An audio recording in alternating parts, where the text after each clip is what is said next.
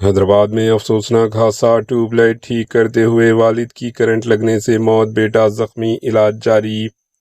تلنگانہ کے دارالحکومت شہر حیدرآباد کے بنڈلگوڑا علاقے میں ایک افسوسناک واقعہ پیش آیا، جہاں ٹیوب لائٹ کی مرمت ٹھیک کرنے کے دوران برقی کرنٹ کا جھٹکا لگنے سے ایک شخص کی موت ہو گئی۔ تفصیلات کے مطابق 56 سالہ سید کریم اللہ حسینی، جو پیشے سے پریس میں کام کرتے تھے، اپنے مکان واقع ڈیسنٹ ریزیڈنسی میں تقریباً دوپہر 2:30 بجے ٹیوب لائٹ کی مرمت ٹھیک کر رہے تھے۔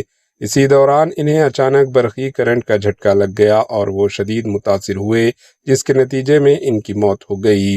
حادثے کے وقت ان کا 30 سالہ بیٹا سید شفیع اللہ حسینی بھی موقع پر موجود تھے۔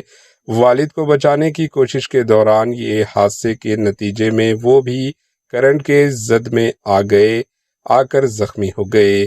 زخمی بیٹے کو فوری طور پر علاج کے لیے اسپتال منتقل کیا گیا، جہاں ان کا علاج جاری ہے۔ انتہائی افسوسناک خبر یہ ہے کہ والد کا انتقال ہو گیا، جبکہ بیٹے کا علاج چل رہا ہے۔ Bureau report, H news.